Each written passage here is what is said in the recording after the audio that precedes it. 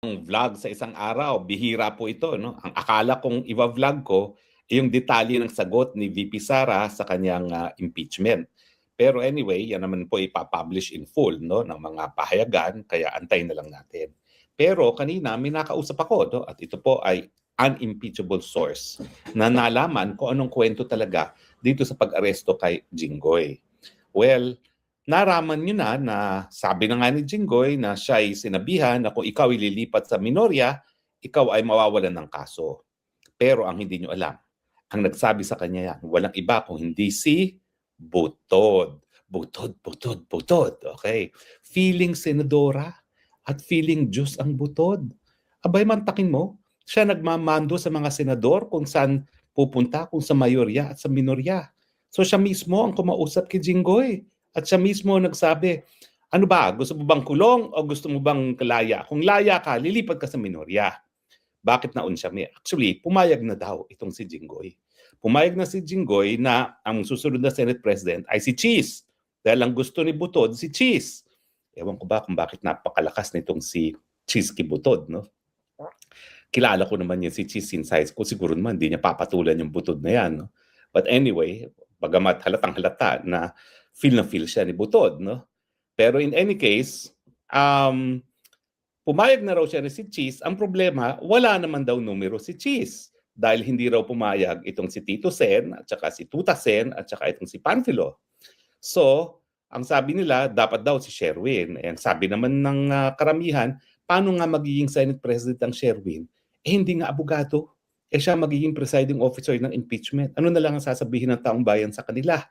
Napipili sila ng isang tao na wala namang kaalam-alam sa batas para maging presiding officer.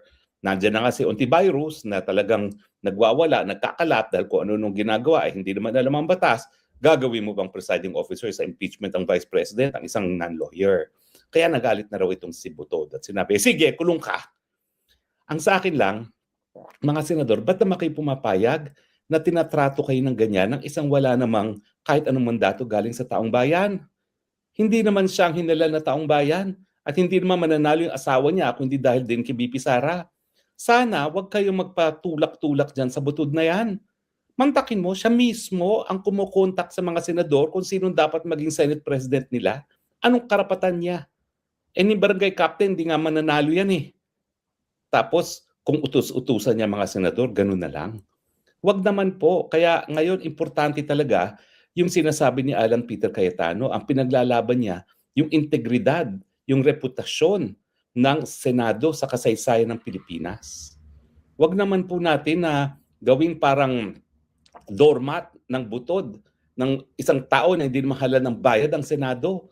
Bakit ang magdedesisyon kung kakasuhan o hindi ang mga senador at bakit ang desisyon nila kung sino susuporta ng Senate President ang siyang magiging determinant ang magsasabi kung ang isang senador ay makukulong o hindi. Kaya ako, hindi ko alam kung talagang kumita itong si Jinggoy, no? Alam mo naman, parang Jinggoy, pasensya ka na ha. Love kita, pero alam mo naman, pangatlong kaso mo na yan, no? Hindi ko maintindihan bakit pangatlong kaso mo na ito, no? Na puro graph ang kaso mo, no? So hindi ko alam kung anong katotohanan diyan. Ang problema, ang nagdawit sa iyo dating city engineer ng tatay mo nung naging mayor si President Erap diyan sa Maynila, no? 'Di ba? Yung Yusek na yan ngayon ang nagdadawit sa iyo, no? So parang may malapit na relasyon.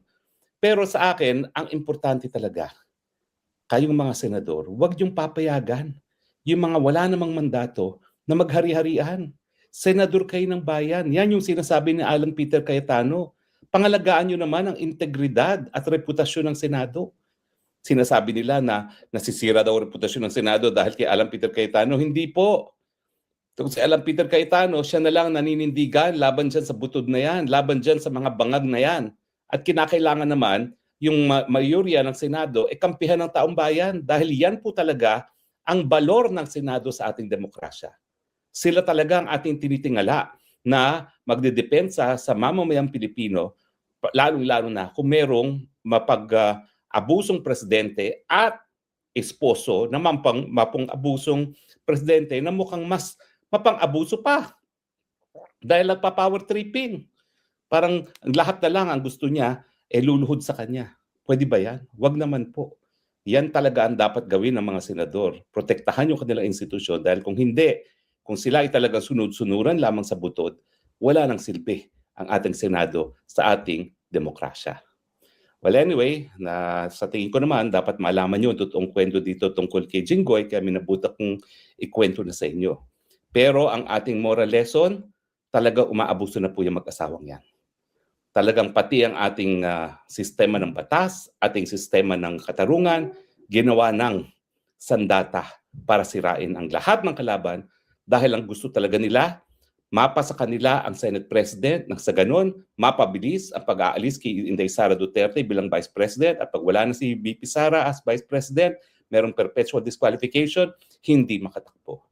At kung hindi nila mapapaalis si VP Sara dahil kahit ano namang gawing panunulak dyan ni Butod, tingin ko walang 16 senators na boboto para tanggalin si Inday Sara, nandun na nga yung plan B nila, yung binuking at pinatotohanan mismo ni Ping Lacson na talagang magkukonvene ang Senate President at saka ang House Speaker as Constituent Assembly.